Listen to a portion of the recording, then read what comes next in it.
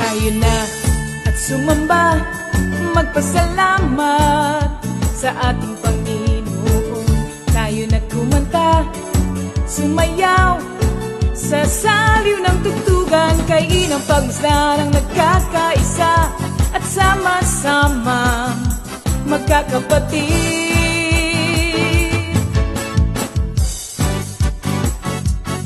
Tayo na sumamba, kumanta. Tayo na sumamba, sumayaw kay Jesus. Tayo na at sumamba, magpasalamat sa ating Panginoon.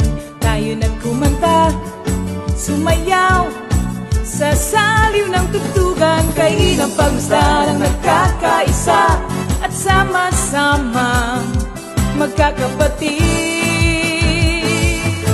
Ibigay kay Jesus ang iyong problema. Magdasal, maghintay, magtiwala. Sa oras ng pangangailangan, si Jesus ang katugunan.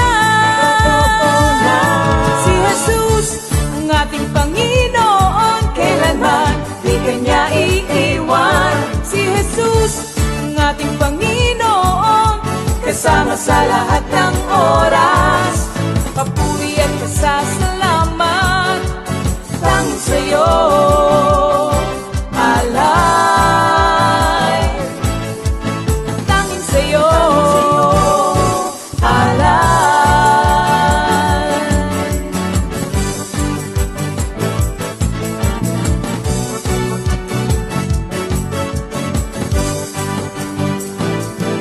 Si Jesus ang ating Panginoon, kailanman di kanya iiwan. Si Jesus ang ating Panginoon, kasama sa lahat ng oras. Si Jesus ang ating Panginoon, kailanman di kanya iiwan. Si Jesus ang ating Panginoon, kasama sa lahat ng oras. Papuri at pasasalamat tanging sa'yo, alay. Tanging sa'yo, alay.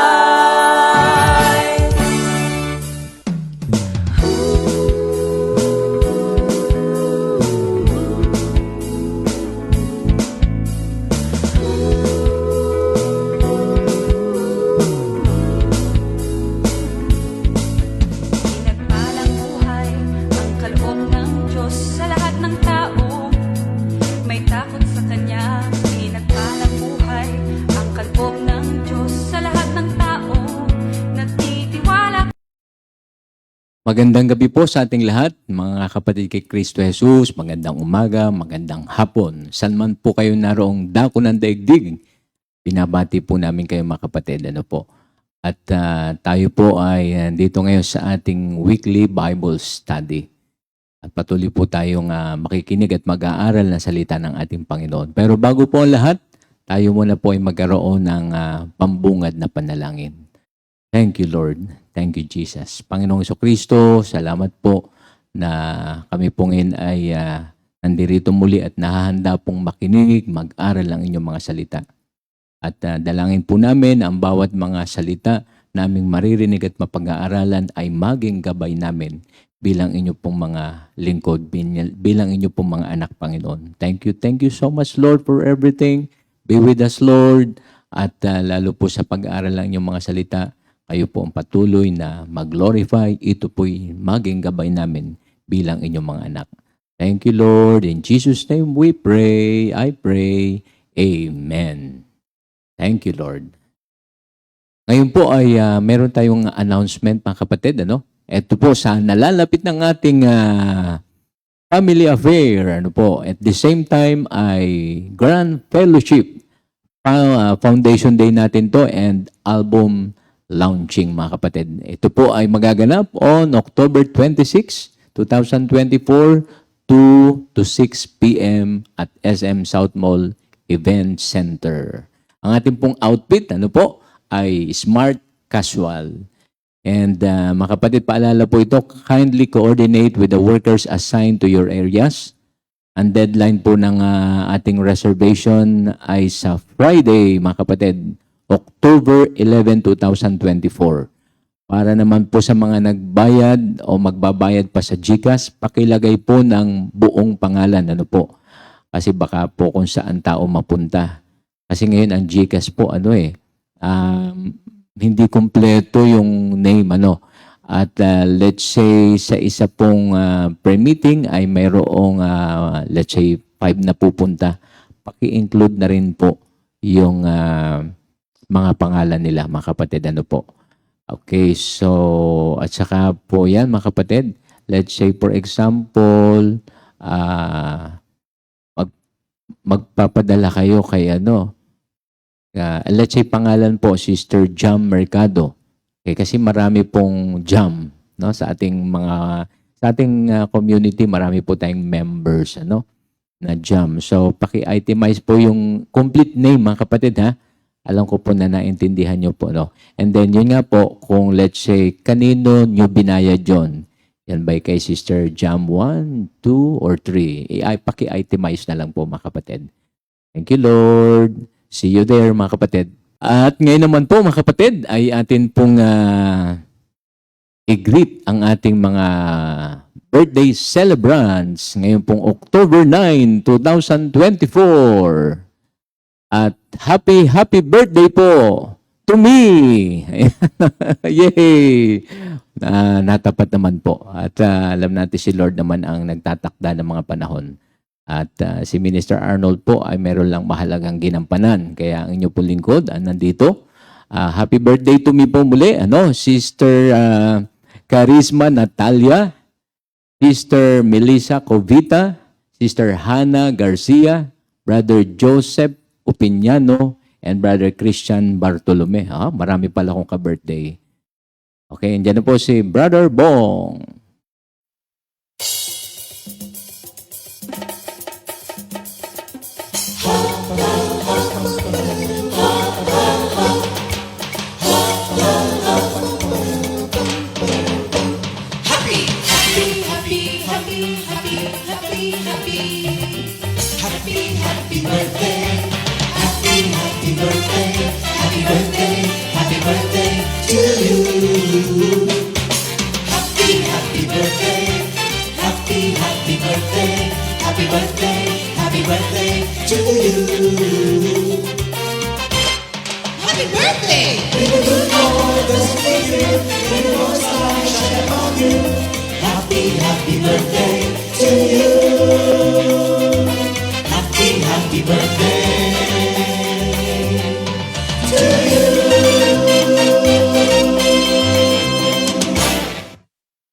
Ayan, salamat po at enjoy natin ang mga nag-birthday. At ngayon po ay darako na tayo sa ating praise and worship. Kaya mga kapatid, nanonood po sa kanya-kanya mga tahanan, let us invite our loved ones at tayo po'y sumabay sa pagpupuri at pagpapasalamat sa ating Panginoong Jesucristo.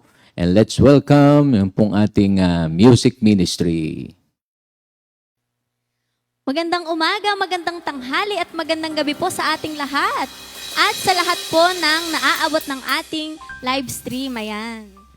Kumusta ang buhay? Ganap at kasiyasiya, alive in Christ. Kumusta ang Coffee Family? Go forth! Let's go! Let's grow together in the service of our God. Revelations 19:16, Revelations 1:8, all Comfy family proclaim, He is the King of Kings, the Lord of Lords, the Alpha and Omega, the beginning and the end, who is, who was, and is to come, Jesus! Sa sama-sama po tayong umawit at magpuri sa ating Panginoon. Thank you, Lord.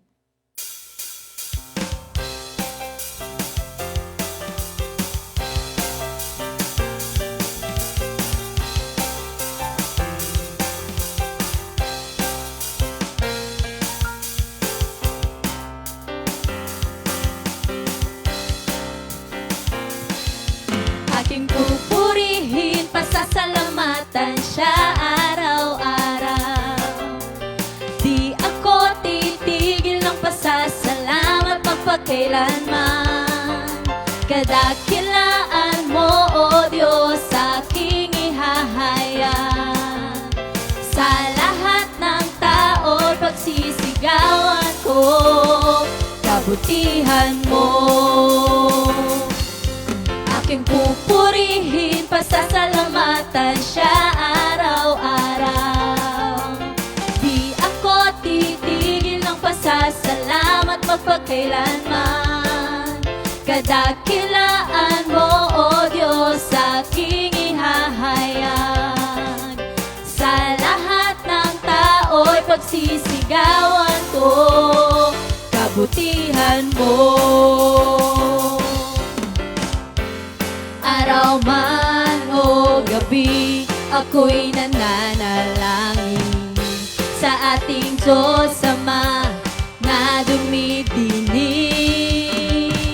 Panalangin tinutupad, pagsubok man ay pinapasan. Pag-ibig niya ay walang hanggan sa aking buhay. Araw man o gabi, ako'y nananalangin sa ating Diyos Ama na dumidinig.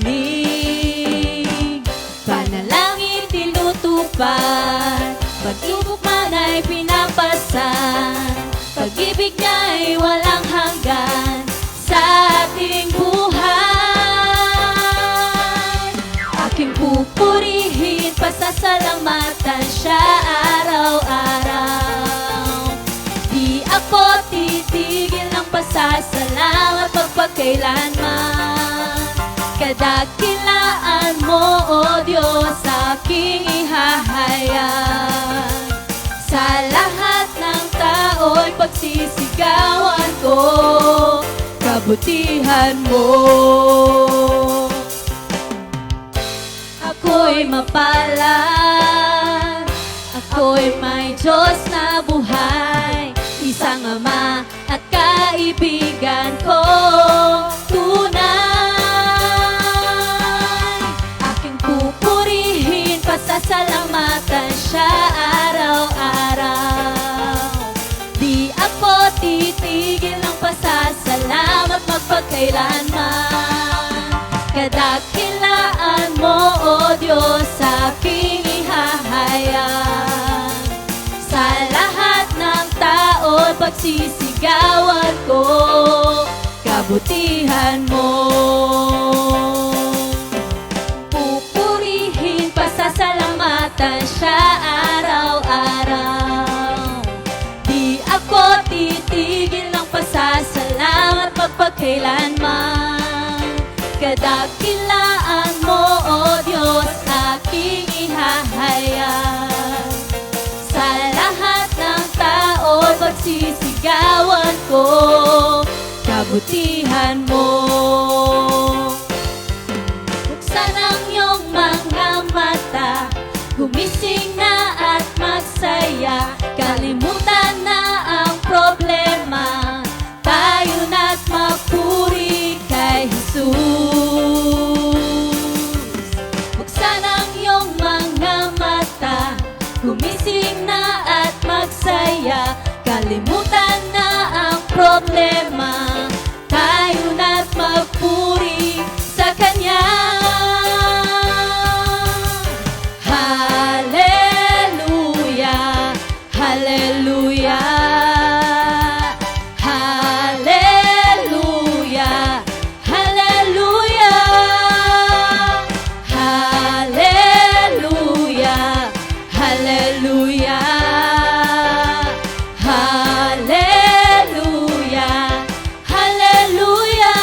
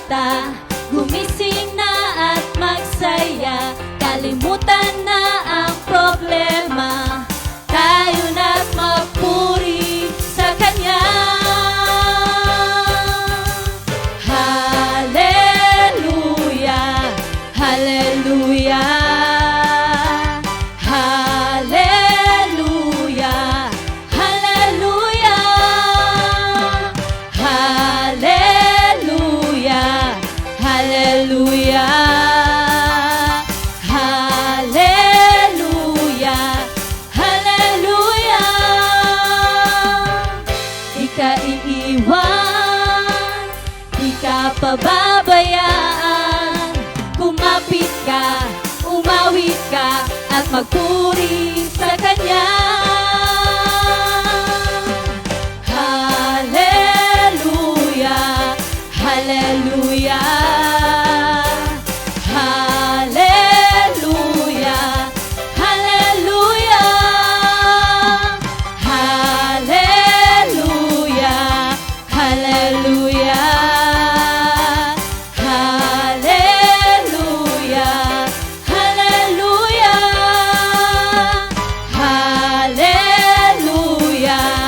Hallelujah, Hallelujah,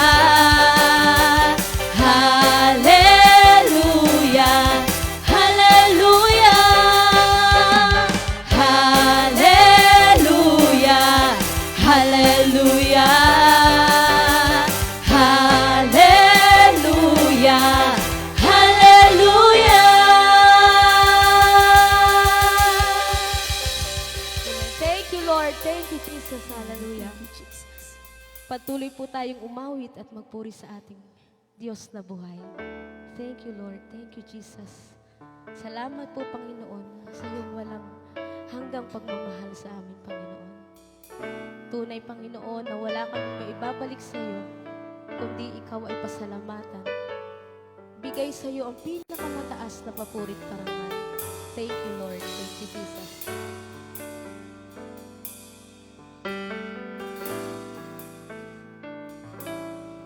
Tanging sa'yo lamang, Jesus, ang dakilang pagsala.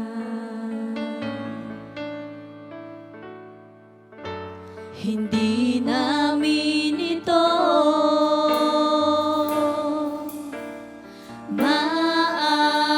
maaangkin, pagkat ito'y sa'yo lamang.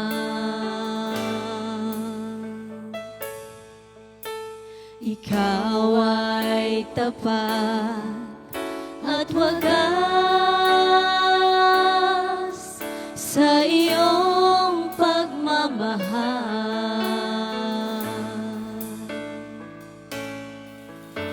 Papuri at pasasalamat ang alay ko.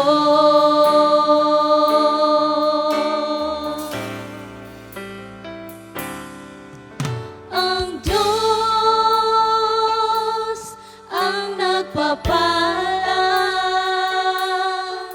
hindi niya tayo lilimutin. Pagpapala'y natatamo nitong bayan. Hinirang ang Diyos ang nagpapala, hindi niya tayo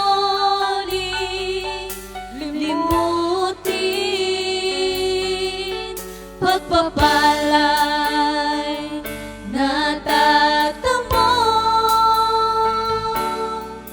nitong bayan.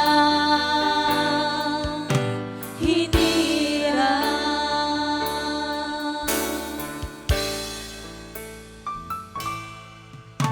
sa'yo lamang, Jesus, ang dakilang pagsamba.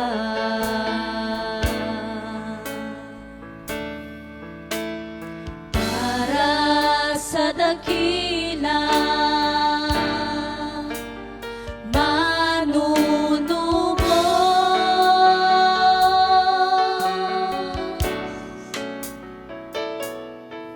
si Jesus ang dahilan. Wala kang katulad, Panginoon, sa iyong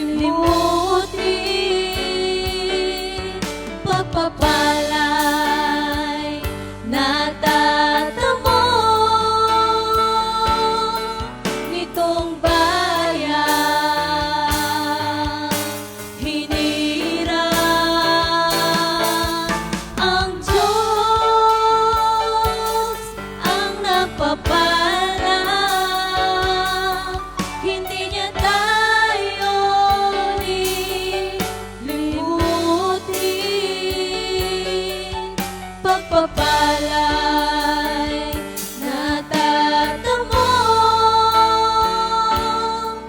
nitong bayang hinirang.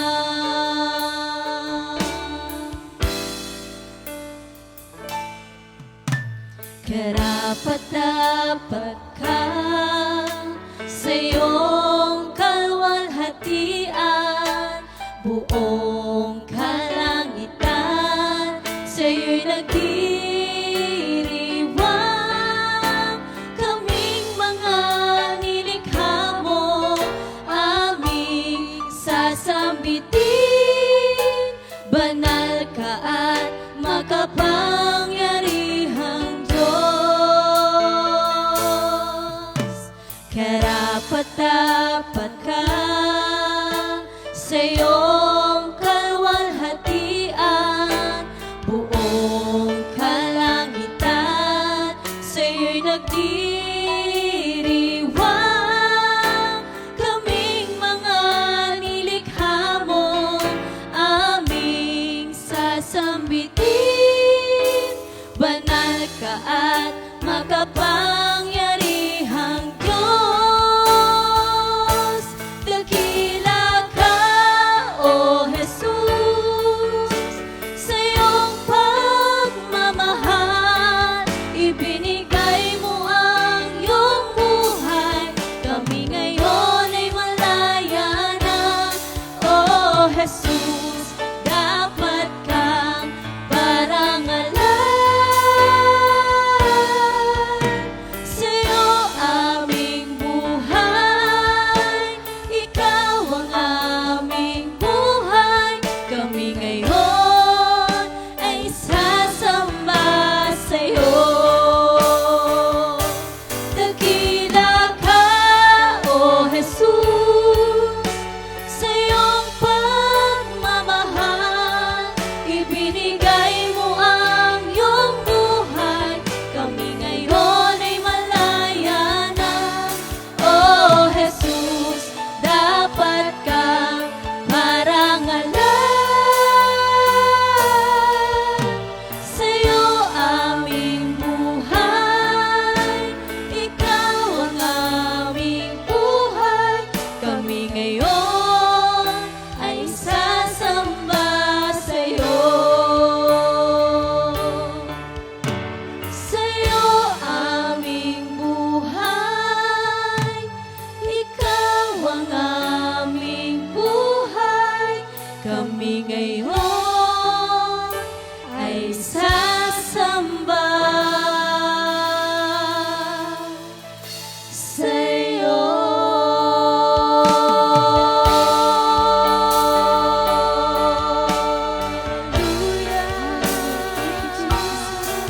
We praise you, glorify your name. There is none like you, Lord. Sasamba sa'yo. We thank you, Jesus. Hallelujah. Palakpakan po natin ang ating Panginoon. Thank you, Lord.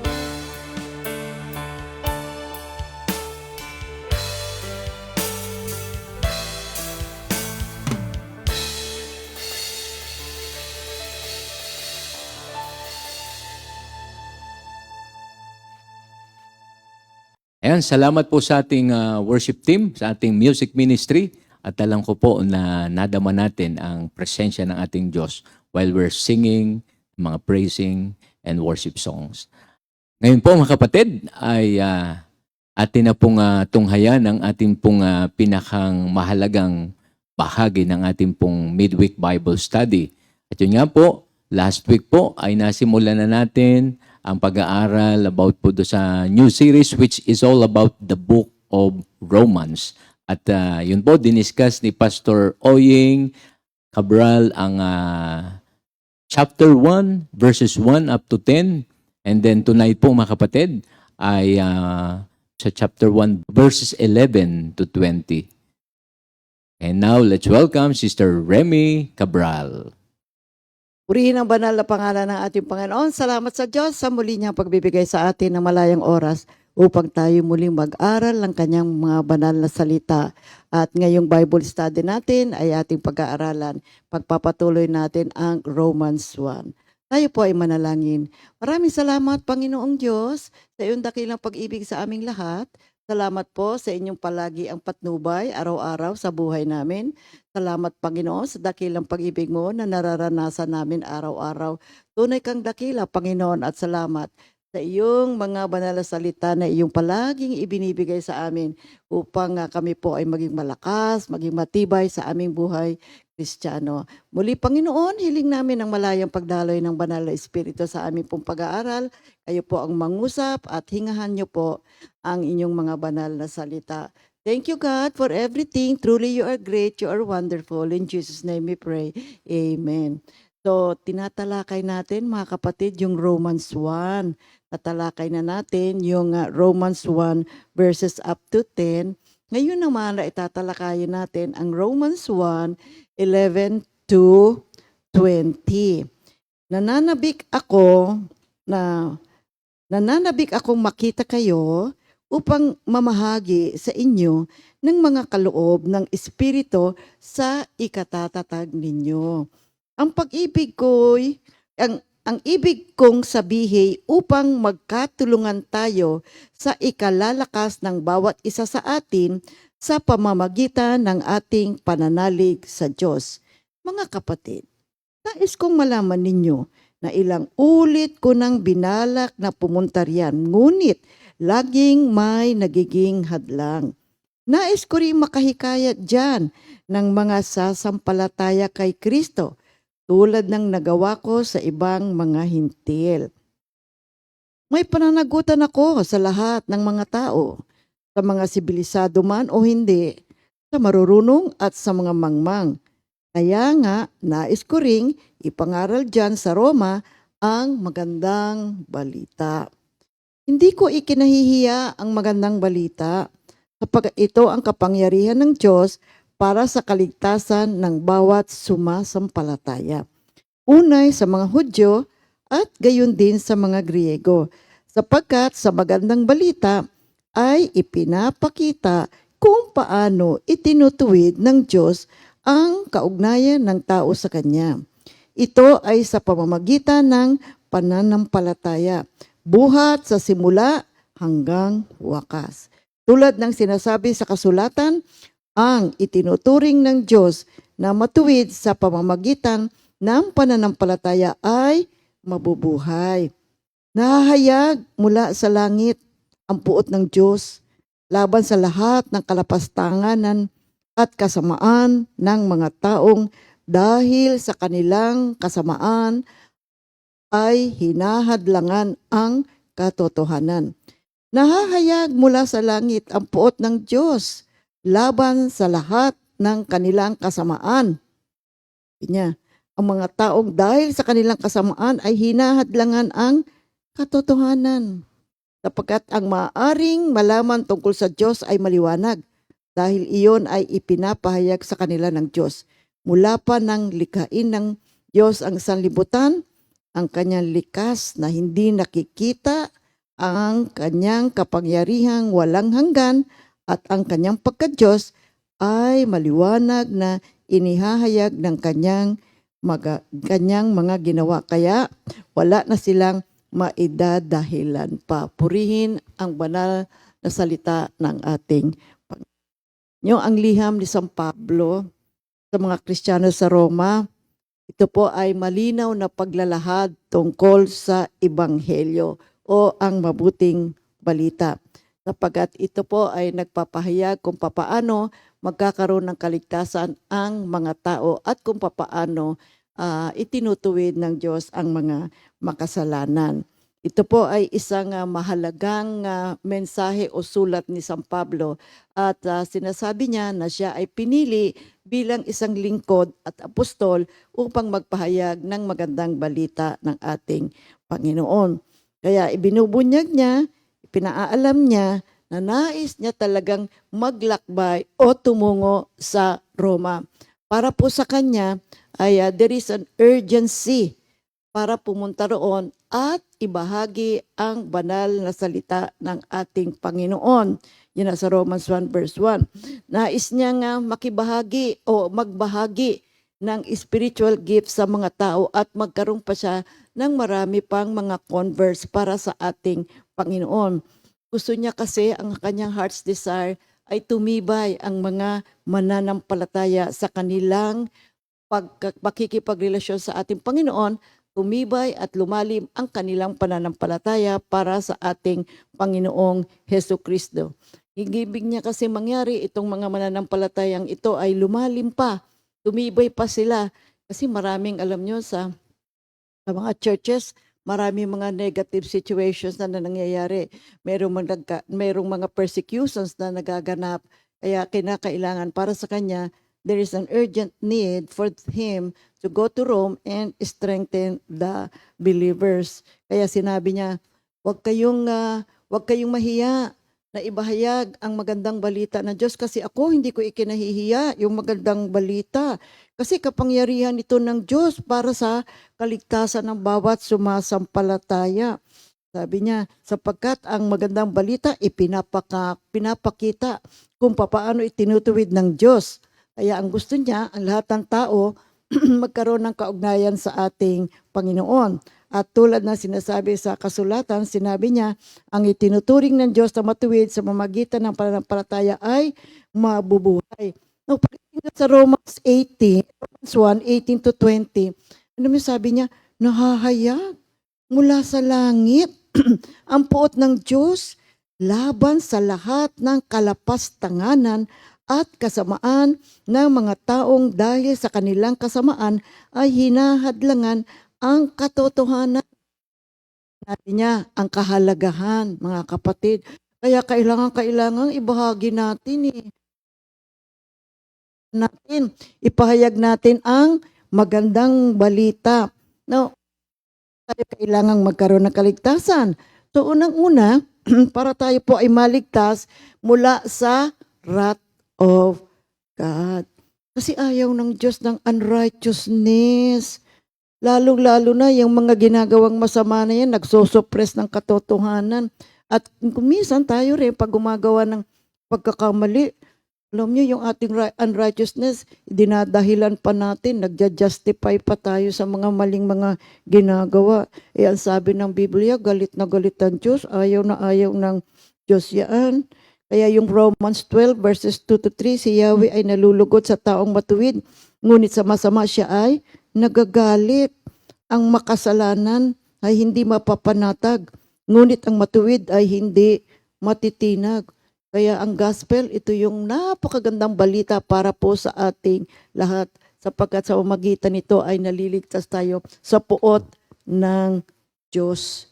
Kaya para kay San Pablo, napakahalaga na kailangan makarating siya sa Roma. Romans 2, 8 to 11, ito rin ang sinasabi, mga kapatid, ngunit matinding galit at puot ang sasapitin ng mga taong makasarili at ayaw sumunod sa katotohanan, kundi sumusunod sa kasamaan, paghihirap at kapighatian ang daranasin ng bawat gumagawa ng masama. Una, ang mga Hudyo at gayon din ang mga Hintil. Ngunit kapurihan, karangalan at kapayapaan naman ang tatamuhin ng bawat gumagawa ng mabuti. Una ang mga Hudyo, gayon din ang mga Hintil. Kaya sinasabi ni San Pablo sa mga tao makasarili na ambisyoso, ayaw sumunod sa Panginoon at ang nais nila yung sila ang masusunod. Pansinin natin, mga kapatid, mayroon talaga mga ganitong klase ng mga tao. Ang gusto nila yung kung ano yung kanilang alam, kung ano yung kanilang iniisip, yun ang kailangang maganap. Sabi ng Panginoon, hindi mabuting klase ng gawain yan. And then sa Romans 2 verse 5, ngunit dahil matigas ang inyong ulo at ayaw mo magsisi, lalo mong pinapabigat ang parusang igagawad sa iyo sa araw na iyon. Ang puot at makatarungang paghatol ng Diyos sapagkat igagawad niya sa lahat ng tao ang naaayon sa kanilang mga gawa. So unang-una, we need to be saved, di ba? From the wrath of God. Ikalawa, ang salvation. Ang well-being ng sangkatauhan ay mahalaga sa puso ng ating Panginoon. God is so concerned with mankind. And that's the reason kaya kung bakit ibinigay niya ang kanyang bugtong na anak para sa kapatawaran ng ating mga kasalanan. Yung 2 Peter 3:9, ang Panginoon ay hindi nagpabaya sa kanyang po. Yan ang inaakala ng ilan. Sa halip, nagbibigay siya ng pagkakataon sa lahat sapagkat hindi niya nais na may mapahamak, kundi ang lahat ay makapagsisi at tumalikod sa kasalanan. Kaya, ni San Pablo, mabuti na dapat ibahagi natin, ikalat natin, ihayag natin sa sanlibutan, sa lahat, all corners of the world, ang magandang balita ng kaligtasan. So, kapag kaligtasan, ang ibig sabihin nito, may kapatawaran ka sa iyong mga kasalanan at iyong matatanggap ang pangakong buhay na walang hanggan. Yung John 3:16. Alam nyo, ang gospel, this is the direct revelation of the mind and the will of God. At ito ipinapahayag sa atin sa pamamagitan ng ating Panginoong Jesucristo, made known also through the power of the Spirit at pinapaalam sa mga apostles at ngayon yan ay nakakarating ngayon sa ating lahat. Sa pamamagitan ng pagpapahayag ng magandang balita ng ating Panginoon, ang isang sinner ay nagkakaroon ng transformation, nagkakaroon ng pagbabago. That man is changed from unbelief, diba, into faith, ating Panginoon. And faith comes by hearing and hearing and hearing the Word of God. Sa Romans 10:17. At sa pamamagitan ng pagpapahayag ng magandang balita ng ating Panginoon, ay nalalaman natin, we get to be informed of the love and the goodness of God. Kaya nga ang pag-ibig ng Diyos sa atin, walang hanggan. I-treasure po natin ang pag-ibig na ito ng ating Panginoon. At sa pag-aaral ng salita ng Diyos, natututunan natin ang tungkol din sa evil, sa kasalanan, at kung ano ito at consequence to. Kaya tinuturoan tayo ng banal na salita ng Diyos na kailangan natin ang repentance. And then we begin to learn how to obey God now sa buhay natin. So, pamamagitan ng baptismo sa ating Panginoong Hesukristo, tayo po ay napatawad sa ating kasalanan. Romans 6 verse 3 and then Galatians 3:26. So, sa pamamagitan ng pag-aaral at pagpapahayag ng banal na salita ng ating Panginoon, tayo po ay nagkakaroon ng pagbabagong isip, purihin ng ating Panginoon. Okay, Romans 6:3-4, basahin natin. Hindi ba ninyo alam na tayong lahat na nabautisman kay Kristo Jesus ay nabautismo sa kanyang kamatayan? Sa makatuwid, tayo'y namatay na at nalibing na kasama niya sa pamamagitan ng bautismo upang kung papaanong binuhay muli si Kristo sa pamamagitan ng dakilang kapangyarihan ng Ama, tayo rin ay magkakaroon ng bagong buhay. So kapag ito ay tinanggap natin, ang katotohanan ito, tayo po ay magkakaroon ng bagong buhay. Napakaganda ng isang bagong buhay na nakaugnay kay Kristo.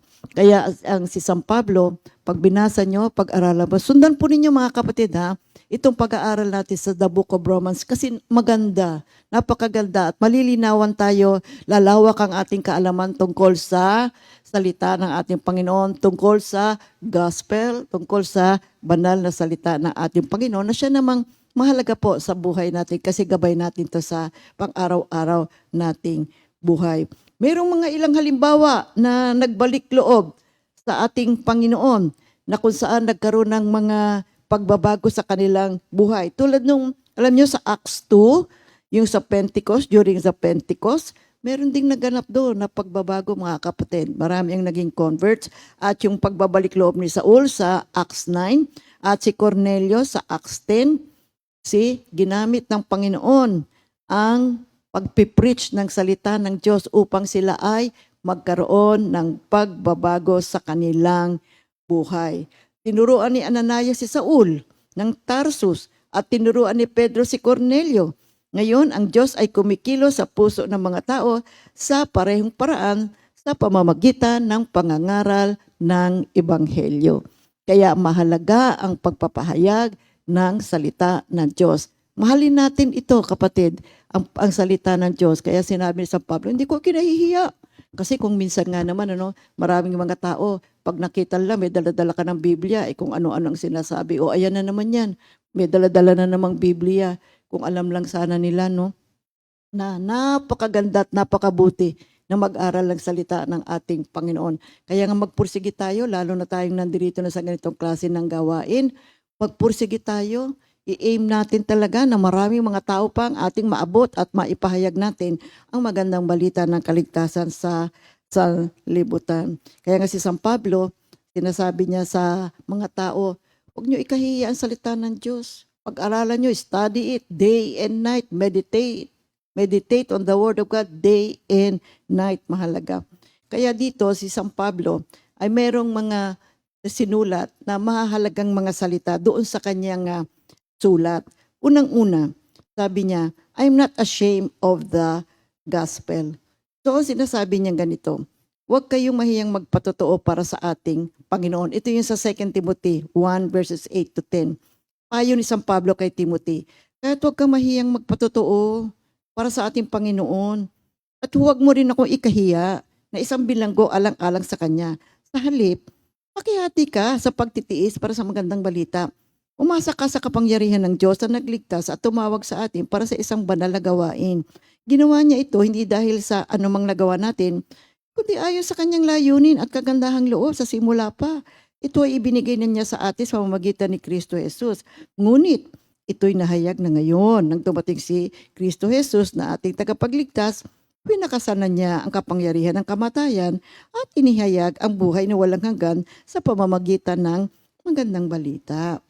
Ikalawa, ini-explain ngayon ni San Pablo kung bakit hindi siya nahihiya na ihayag ang salita ng Diyos because it is the power of God. See, the Greek word translated power is the word dynamis.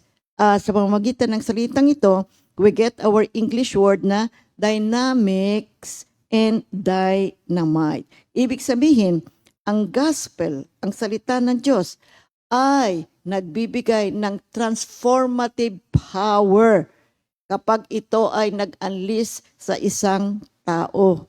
Ibig sabihin, kapag ang salita ng Diyos ay ating tinanggap, ating pinaniniwalaan, higit sa lahat, ating ipinamumuhay, ay talaga pong may kapangyarihan itong magbago sa atin. Kaya yung 1 Corinthians 1:18, ang mensahe tungkol sa pagkamatay ni Kristo sa krus ay kahangalan para sa mga taong napapahamak. Ngunit ito'y kapangyarihan ng Diyos para sa ating mga naliligtas. Makita natin, tataka ka nga naman, alam nyo, nung nasa fellowship kami Sunday, alam nyo, narinig ko yung isang nag-share. Sabi niya, ako po ay palagi ang nagsisimba. Pero nung ako po ay dumalo sa pag-aaral ng salita ng Diyos, naramdaman ko talaga ang pagbabago sa aking sarili. Sabi niya, dati-dati nakikinig lang ako. Pero ngayon nung nandirito na ako sa pag-aaral ng salita ng Diyos, sabi niya, dumadalo ako dito sa inyong pagtitipon. Ewan ko ba, bakit nagkakaroon ng may kapangyarihan sa loob ko? Na kapag narinig ko ang salita ng Diyos, mayroon talagang nangyayaring iba. Alam niyo, mas malalim na ngayon pananampalataya ko sa Diyos. At saka kapag may problema ako, sabi niya ganyan, nananampalataya ako kay Diyos, naniniwala ako sa Diyos, tumatawag ako sa ating Panginoon, at nagkakaroon naman ng kasagutan. At gumagaang yung aking mga suliranin. Ngayon nga, sabi niya, may nga kaming malaking suliranin. Pero lagi ko na nga sinasabi, maski sa aking asawa, manampalataya tayo sa Diyos. So nagkaroon talaga ng pagbabago. So ito po yung sinasabing kapangyarihan ng Diyos, the transformative power ng salita ng ating Panginoon. Maging si San Pablo, sa kanyang pagpipreach, sa kanyang pagpapahayag ng salita ng Diyos, sabi niya sa 1 Corinthians 2:4-5, sa aking pananalita at pangangaral, ay hindi ko sinubukang hikayatin kayo sa pamamagitan ng mahuhusay na talumpati at karunungan ng tao. Subalit, nangaral ako sa pamamagitan ng kapangyarihan ng Espiritu upang ang inyong pananampalataya ay masandig sa kapangyarihan ng Diyos at hindi sa karunungan ng tao. Kaya hindi kapangyarihan ng mga salita ni Pablo o yung kanyang mga matalinong pananalita ang nakakapagpabago sa tao, kundi yung banal na salita ng Diyos na kanyang ipinahahayag o pinipreach sa mga tao ang siyang nagbibigay po ng pagbabago. Ikatlo, ini-explain din ni Paul yung salitang unto salvation.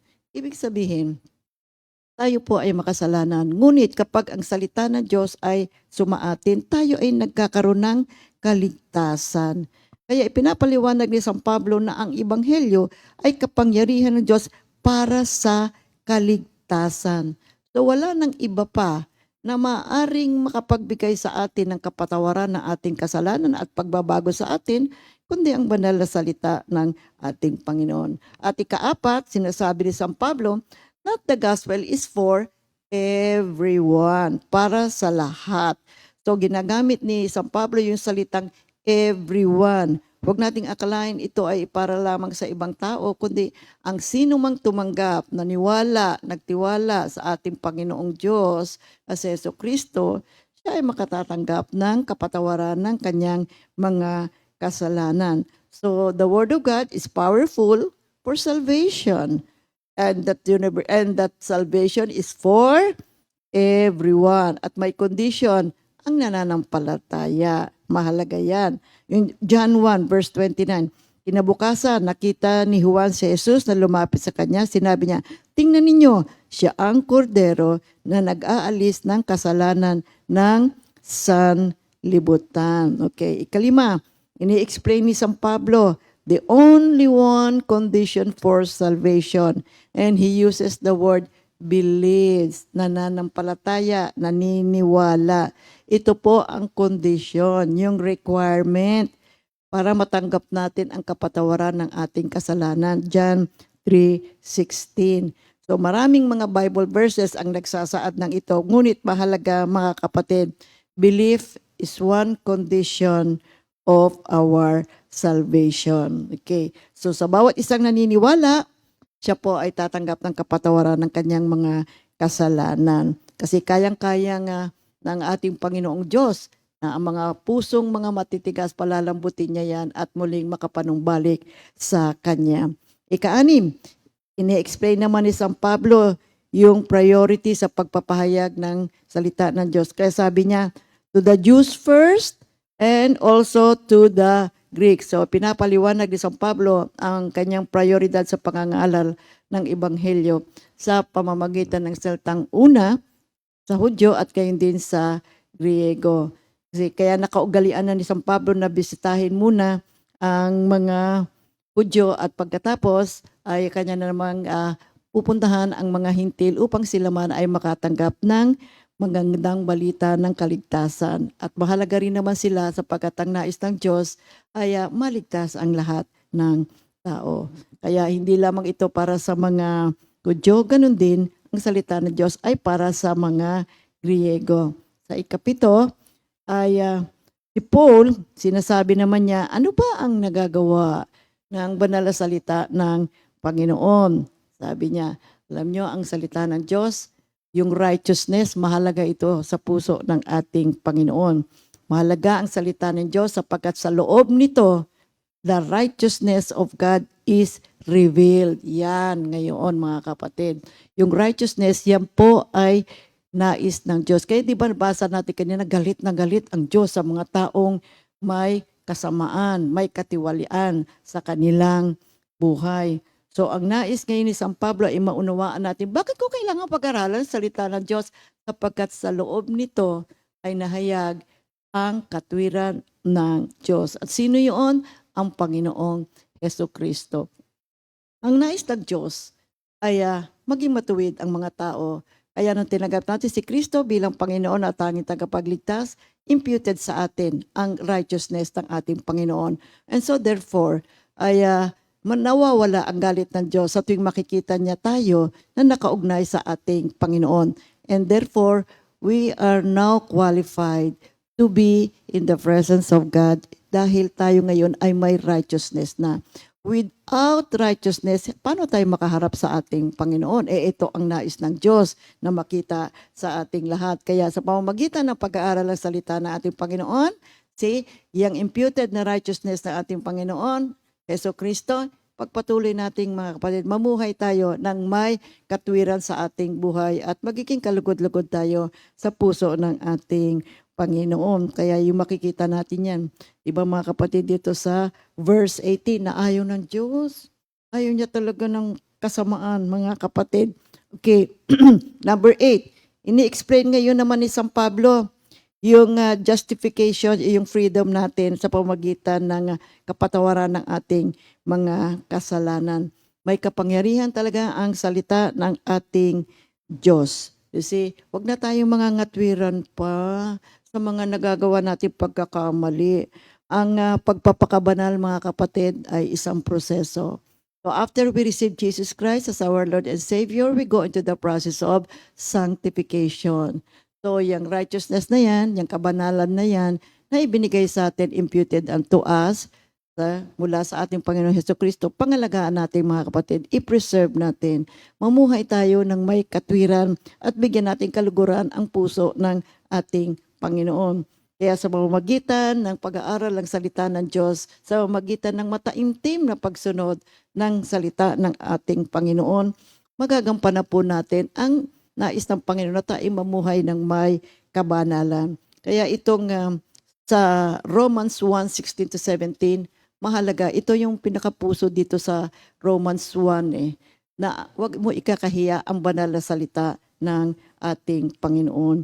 Kaya itong nasa verse 18, sinasabi ng salita ng Panginoon sa atin, hindi talaga nais ng Diyos na ang tao ay mamuhay ng may kasalanan. At this is similar to Habakkuk 2 verse 4. Ang sabi ng Panginoon kay Habakkuk, ito ang mensahe, ang hambok ay mabibigo sa kanyang pagmamataas, ngunit ang matuwid ay mabubuhay sa pamamagitan ng kanyang pananampalataya. Ito ngayon yung gusto ni San Pablo na bigyan niya ng liwanag, yung from faith to faith, na sa umpisa pa lang, manampalataya na tayo, magpakumbaba tayo, mamuhay tayo ayon sa salita ng ating Panginoon. Sa patuloy na pag-aaral natin ng salita ng Diyos, mababago tayo mga kapatid at maipapamuhay natin kung ano ang layunin ng Diyos para sa ating lahat. Ang nais kasi ni Lord sa atin, makita niya ang pagkatao ni Kristo sa ating buhay. Ang wrath of God ay tunay mga kapatid, meron talaga. But we have been given the power of the resurrection of our Lord Jesus Christ to overcome all these temptations. Ma-overcome natin ang kasalanan. Maraming mga ibang tao ay hindi naniniwala, ngunit kailangan po tayong magpatuloy na ipahayag natin ang magandang balita ng ating Panginoon.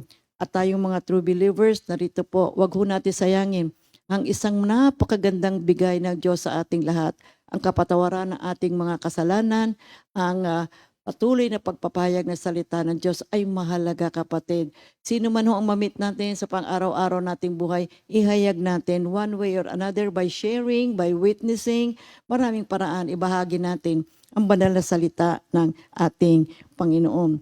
So, ang mahalaga rin mga kapatid, patuloy tayong mag-aral. Kasi kapag nabubuhay tayo sa kasalanan, alam nyo, yung protective covering natin mula sa ating Panginoon, nawawala yan Kasi mabait ka ngayon, pagkatapos gagawa ka ng mali, pagkatapos mabait ka ngayon, paano na lang, anong klaseng uri ng buhay na Kristiyano yan? Alam nyo, we are covered by the blood of our Lord Jesus Christ. You see, we are covered, we are protected by the love of God. Kaya, ingatan natin ang kapatawarang tinanggap natin. Ingatan natin ang bagong buhay na ito na ibinigay sa atin ng ating Panginoon. Huwag nating hayaan na ang mga hindi mabubuting bagay, ang hindi mabubuting ugali, you see, ay mamayani pa sa buhay. Alisin na natin. Hindi naman makabubuti sa atin yan, mga kapatid. Kaya ang sinasabi sa atin ngayon ng ating pag-aaral, manatili tayo sa ating Panginoon. The Lord is always loving us. Ang pag-ibig ng Diyos ay walang hanggan. Huwag natin sayangin yan. Ibigin din natin ang ating Diyos, ibigin natin ating kapwa, ibigin natin ating sarili at manatili tayo sa covering ng ating Panginoon. At ang salita ng Diyos, ang gabay ng ating buhay, gabay ng ating puso at isipan para sa pang-araw-araw nating buhay. At para pagdating ng panahon, tayo may maipresent as the bride of Christ sa ating Diyos Ama sa langit. Tunay na dakila ang Panginoon, ang pag-ibig niya sa atin ay walang hanggan. Kaya sambahin natin ang Diyos ngayon at magpakailanman. Salamat Panginoon sa iyong dakilang pag-ibig sa amin. Tunay ang iyong pag-ibig. Salamat sa iyong kaligtasan na ibinigay sa amin. Salamat sa banal na salita na ibinigay mo sa amin, ang aming Panginoong Hesukristo. Purihin ang iyong banal na pangalan, ngayon at magpakailanman, sa pangalan ni Jesus. Amen. God bless everyone. 2 Timothy 2:2.